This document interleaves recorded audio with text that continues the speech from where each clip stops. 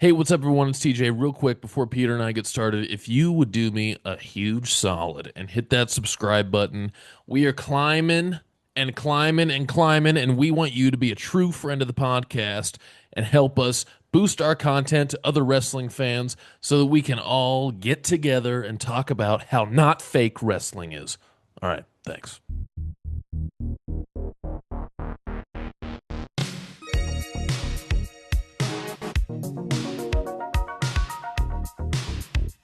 What's up, everyone? Welcome back to How Is This Fake? It is me, TJ, joined by Miggy and Chris, the Whoa. owner of DreamSlam, who we're the official podcast of. Thanks for letting us do that, by the way. It's cool to be the official something. Yeah, no, you guys do a great job. I mean, love having you guys at the show. Miggy, I hope you can come in One whenever of you these days, Yeah, it seems like whenever I'm in California, it's always like an off week. Like I'm on the week after. Like I know we have there's the show on the 15th, right? And then yeah. I'm supposed to go to California the on the 22nd. Oh man, you're probably doing that on purpose, aren't you? No, well maybe it's to avoid Enoch the Enlightened. But other than that, Um, There's a little bad blood between the three of us here, but it's all right. I can So, imagine instead of giving you a hug or a brother handshake, Miggy's you probably smack you with that kendo stick. yeah, something like that, or hit me with one of those movies he makes. Oh man, oh God, I don't know what would be more painful. Dude, we got you on here, and I know you were kind of interested in telling us a little bit of the lore of DreamSlam, which is something I've actually been pretty curious in. I'm a bit of a history guy, so I like to know the history of everything that I come across. So start us off with how everything got started. yeah. Well, I mean, I kind of started in the business back in 2009. I originally trained to be a professional wrestler. I trained at in Anaheim, California, under the Mach 1 Wrestling School, Cool. which was by uh, the late great Johnny Inn. Had some pretty good times there. As far as like training, uh, we had some good trainers. We had a couple local people, Johnny Goodtime, uh, Cedric the Hitman. I know Ooh.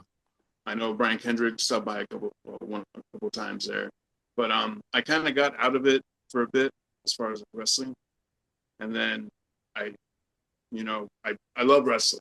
I uh, I love wrestling since before I could remember. To be honest, I know that's one of your questions, Miggy. I always watch shows, but I'm just gonna answer it Love it. already. Oh, Let's do it. you're probably the best friend of the podcast, by the way. Just got to throw Exactly. that So out yeah, there. let's do it. Like the best friend. Awesome. Well, yeah, but even before I could remember, I've loved wrestling. The reason I know that is there's like a picture of me that I have. I guess I was like maybe 1 year old, and I have a Hulk Hogan doll on one hand and Ultimate Warrior one on the other, and I'm like, shit, I couldn't have been more than like a year and a half older. And Yeah. obviously, I don't remember any of that. You know what I mean? Yeah. But yeah, it started way back then. Uh, got into wrestling training wise. Got out for a bit. Tried to get back in a year or two later, and then I had an injury. I had an injury to my back.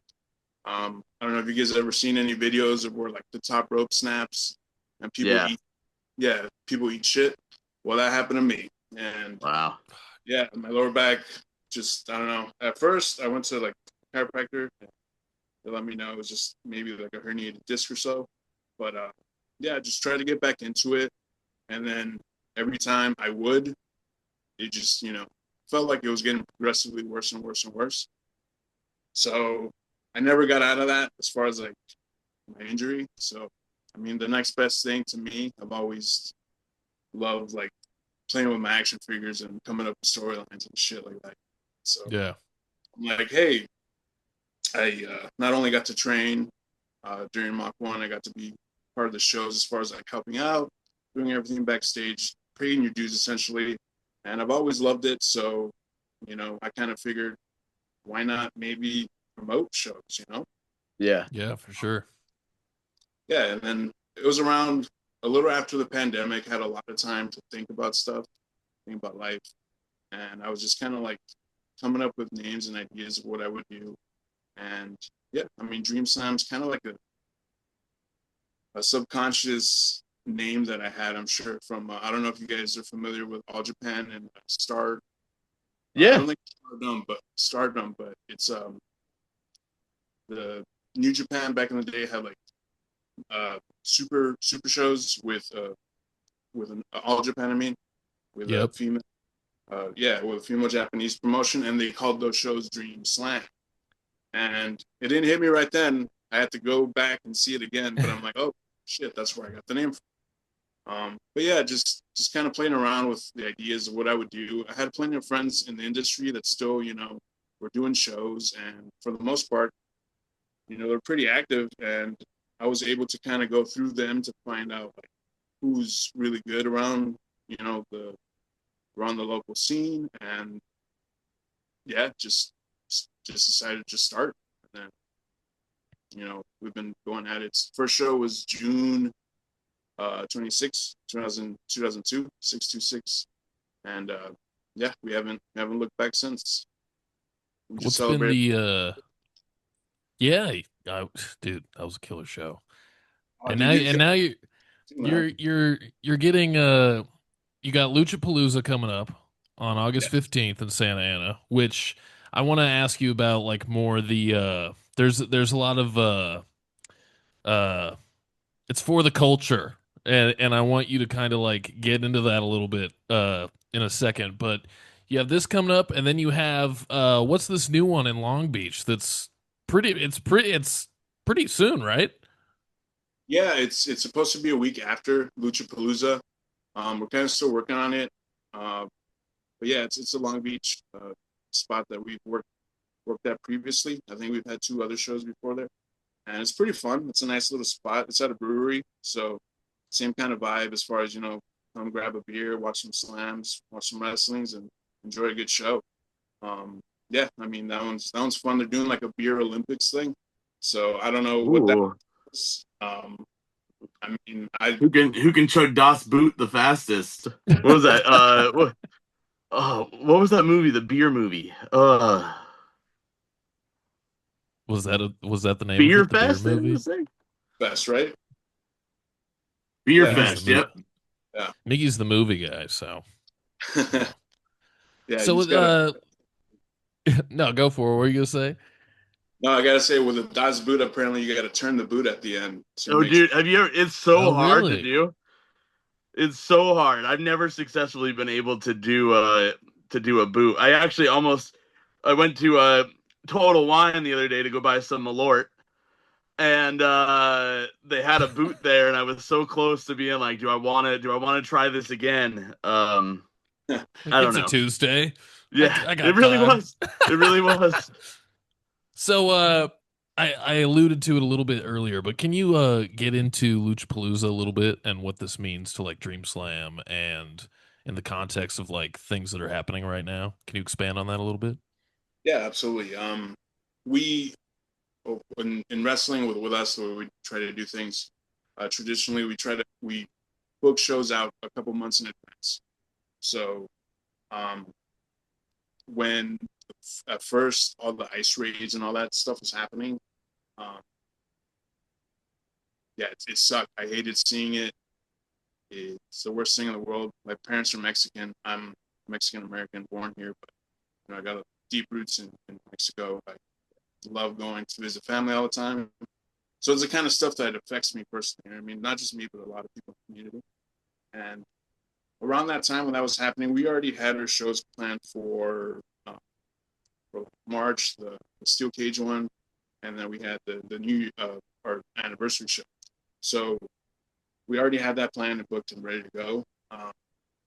But as soon as we had an open spot, I wanted to do something for the culture, for the raza, for everybody just kind of get together and celebrate not only Mexican culture, but something that has a lot to do with wrestling, that has a lot to do with our industry, lucha libre.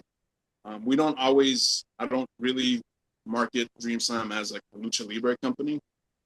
Right. There is a distinction between pro wrestling and lucha libre. Being that we're in SoCal, it all kind of intertwines and mixes itself automatically. But for this one, I try to have, all the matches have at least some kind of a lucha libre flair to it. But yeah, just to kind of like celebrate lucha libre, kind of like celebrate our Mexican culture, all get together and enjoy, a fun show and solidarity against all the terrible things that are happening, all the heartbreaking raids and all that stuff. Even today, man, there's one today by MacArthur Park. People, Border Patrol agents were in a Penske truck. They drove the thing in. Dude, I saw that. Yeah, dude, they unrolled it and they just went and, grabbed people, just kidnapped them. Basically, was what it basically is, in my opinion. But yeah, Well, dude, I mean, I'm proud that we get to work with an organization like DreamSlam who's not afraid in these times to like publicly celebrate what is that something that some people are, for whatever reason just being dicks about. Fun fact, because like you said, SoCal and it's all very intertwined. I don't know if anyone knows this, but the California Constitution, when it was written in, I think 1849, let me see here. Yeah, 1849 was drafted in English and Spanish. So, oh, That's interesting. I'm a history guy, I told you. Yeah. So, so Miggy, do you have any questions? I feel like I'm hogging our guest here. So I know. So this show is a big show. Part of the reason also is because you have a couple of big names on this show. yeah. You got WWE ID's own GCW, well-known name all over the place. The man does a cartwheel better than any person I've ever seen before. Jack Cartwheel. And this is the show that Cappuccino Jones is on as well, correct? Yeah, that's correct. So my question is that when you go to, you have the stars of Dream Slam Wrestling, but then you also bring in some names like these guys you brought in, TJP before, a few other people off the top of my head I can't name, but I know that there's been a lot of stars outside of the Dream Slam realm. Can you explain? I mean, what is the process of going through contacting these people and asking them, hey, we got this show. What's Ooh, your yeah. schedule like? Yeah, I mean, with that, and we're still a young company. We're 3 years in. Off the bat, I wasn't really able to work with a lot of talent like that, just because I feel like nobody really knew us, And then not only that, like, who, like, can you even like trust somebody that new or whatever? Yeah. But thankfully, I have a team. I have a great booking team that helps come up with great ideas as far as what we can do is bringing the best show possible to our fans, and we just kind of like go through working people we know as far as trying to get names booked or stars booked. Thankfully, we had somebody that knew Jack, and Jack recommended if we wanted to use Cappuccino Jones, of course, all for it. They just had a crazy, WWED men's championship match. So kudos to Cappuccino Jones for taking that win. Jack has an opportunity to win gold though next week, But yeah, like it's just a matter of talking to people that know those people and trying to get a hold of them, seeing if they're available, if they're open. As far as like who we want to work with, man, I want to work with everybody. You know what I mean? Everybody who loves this, who loves wrestling, who wants to give the fans a great show, I want to work with. You know what I mean? So sooner rather than later, hopefully we get everybody who's out on the indies making a name for themselves. Hopefully we get them in here. But as far as like this next show, it's awesome that we got Jack Cartwheel. It's awesome that we got Cappuccino Jones there. Each match of those, all the matches, all 6 matches are going to be insane. But Yeah. I think those are the 2 that people are probably looking forward to the most. But yeah, I mean, it's awesome that we were able to get them for next Friday and hopefully bring them back for more shows. Yeah, it's just our networking team. So, follow-up question based off of something you said. It's funny that you mentioned connections because, as you know, as we talked about, I have not made it to a Dream Slam show yet because I am all the way out here in the burning hot heat of hell, Arizona. Yeah. But there's a man that has strong ties to Dream Slam who may also be the Dream Slam champion in Jordan Cruz, who has quite a reputation and quite some connections here in Arizona that I've seen him wrestle quite a few times out here. What are the chances that that man and your connections, let's make my dreams come true and for me to see some slamming happen down here or up here or sideways to California, wherever the hell I am, East. and east of Arizona, in Arizona. Some Dream Slam Arizona expansion pack. The chances, I mean, chances are probably pretty good. Of course, we want to go everywhere the fans will have us. You know what I mean? So if there's plenty of people who have a demand for us to go there, we'd love to go. Um, just like how I kind of like try to run things over here. I try to coexist as much as I can with all the independent wrestling promotions. Um, running a promotion myself, it's hard work. It's a lot of freaking hard work. So I commend everyone who does that. I'm not one to try to hate or try to put any other company down, wrestler down, or any of that stuff. You know what I mean? The table's big enough for everybody. Everybody can eat. There's no point to talk smack on, because on the side things of the wrestling industry, just like almost every industry, and I'm sure there's like politics and drama and stuff that happens.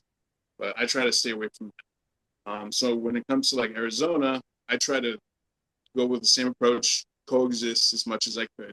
I'm not trying to go in and take anybody's spot. I'm not trying to take in anybody's town or anything.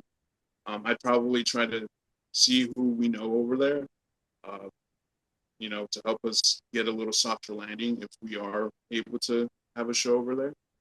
Vegas as well is another spot we love to go to. San Diego is a spot that we've been talking about. LA's right here. So that would be awesome as well to move forward with that. Yeah, I mean, as far as the chances of being in Arizona, I mean, you tell me, do you guys want us there or not? Well, you said you're not a man that wants to start drama, step on anybody's toes. I kind of am. So with that, of course, I would love to have Dream Slam here. I'm even willing. Listen, you guys got to make the trip out here. I'm not going to talk to my wife about it, but I'm willing. We don't have a big house, but I'm willing to house the wrestlers of Dream Slam in my house, so they don't even have to worry about having somewhere to stay. I got pink grass. I got some dogs they can play with. There's toys everywhere. His pink grass is But pretty but we remarkable. have some promotions out here in Arizona, so I think there may need to be a Dream Slam versus, I don't know, IZW, a Dream Slam versus Arizona Wrestling Federation, some type of what is it? Why Worlds don't you leave the Collide. promoting to the promoter? Worlds Collide. I'm throwing it out there as a fan. Yeah, Okay, That's that what I makes want to see. sense. he's trying to book himself a sleepover slam. It seems. That's really what it is. Sleepover slam. Big Oh, old that's pillow fight at hilarious. Miggy's house. Well, I got one more question for you, and then I want to do something a little different to close out the show because we got about 10 minutes left. You mentioned Yeah. how running the Dream Slam is a lot of hard work, and I can only imagine. What has been the hardest and the easiest thing for you to do as the owner? Good Oof. question. Well, I mean, the hardest, I'm sure everyone could agree. The The labor, hardest, like the manual labor. no, not even that. The hardest is getting the word out. To be honest, Mm. getting the word out. Because I mean, we can flyer certain places. We can put as much as we want online. Um, but yeah, I mean, I know a lot of our growth has had to have been word of mouth. Like it had to have been because as much as we flyer locally and all that stuff, we do see a lot of familiar faces. I love seeing those faces. Like, that's the easiest part. Being at the show once it's up and going. The easiest part is welcoming the fans and you know making sure that they're good, making sure they're happy right before the wrestling starts. And once the wrestling starts, then we just let the in ring work speak for itself. We have a lot of amazing talent that come through DreamSlam that have, you know, more than exceeded my expectations and have given the fans their amazing shows. But yeah, the hardest part is definitely getting the word out. So whenever a fan invites somebody or says or mentions DreamSlam or you know sends a flyer link or whatever, that helps us tremendously. You know, Yeah.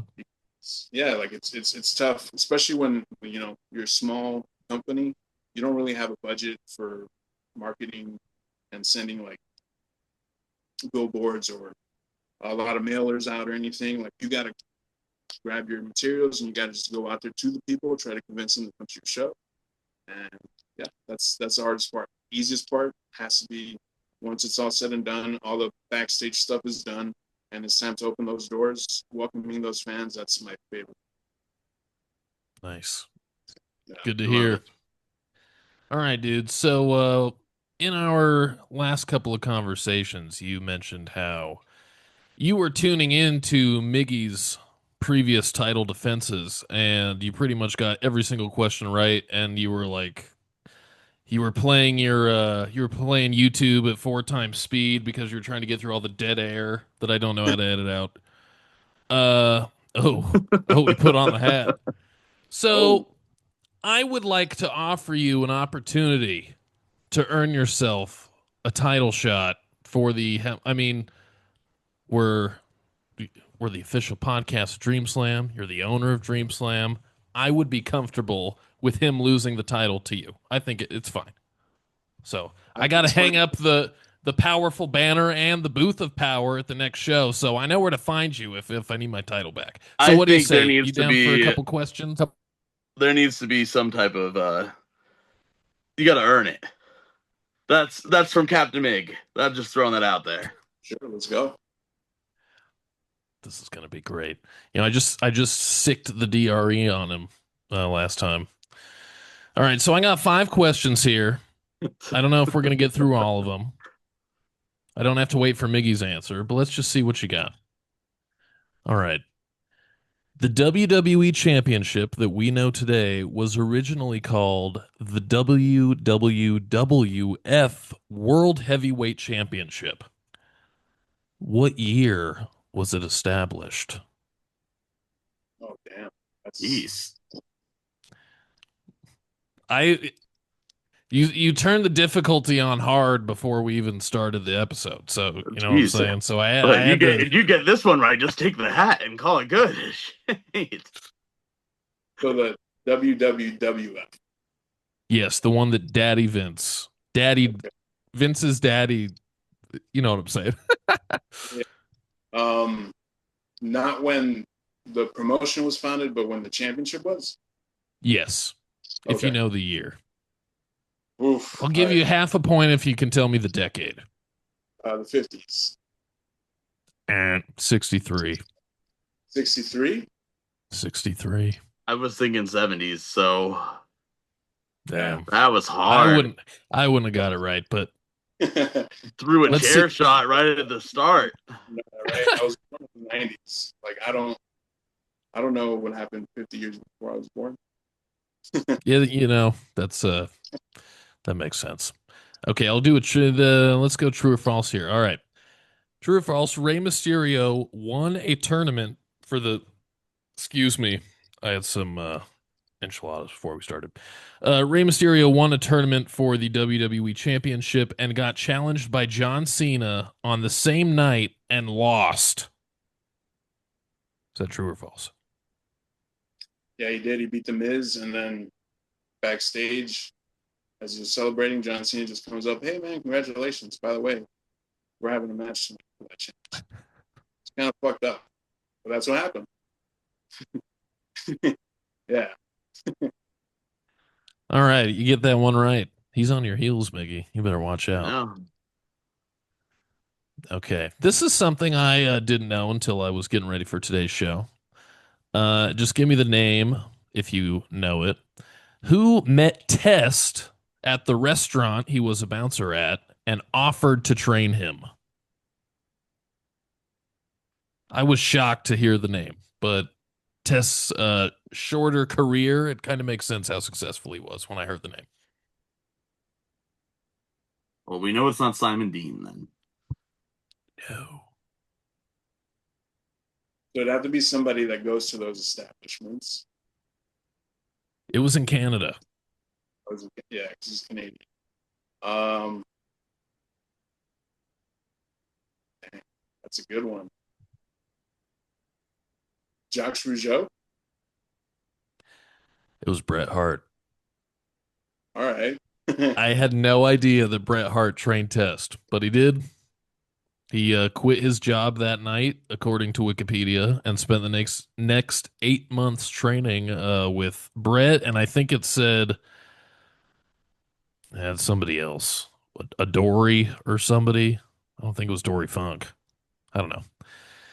All right, but see, I wouldn't have got that either. You're on hard mode right now. That's okay. Yeah, I definitely have to dumb it down for Miggy. So next time, How many minutes do we have left? Oh, we got 2. Okay, one more, and then you're gonna do a shame. What? Are you available next Wednesday at 7 p.m.? Yeah.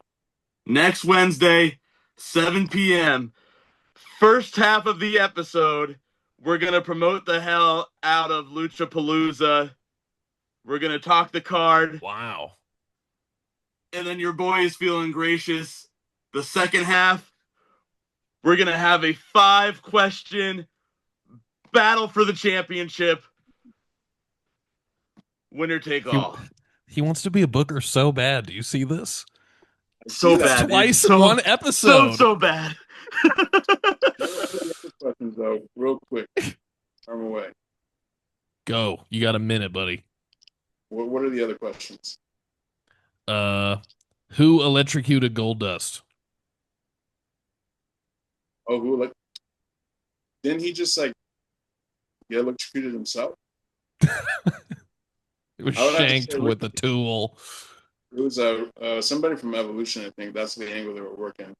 It was Batista and Randy Orton. Yeah. That's it. All right. That was my Batista. We got less than a minute. You got any plugs? You want to plug? I mean, we got a fundraiser T-shirt that we're coming out right now. Please, if you can, buy one. All the profits go to charities and families that need it right now, so the raids and all that. And then just get your tickets for LuchaPalooza. If you get front row, meet and greet with Cappuccino Jones and Jack Cartwheel. But aside from that, man, I'm sure you can tell them all these are cool shows. Dude, they're amazing. I'm ready for the action. Chris, thanks for joining us. We're going to plug the heck out of this show. Make sure you follow DreamSlam at DreamSlam Wrestling. Miggy, Chris, Hey, it was good talking to you.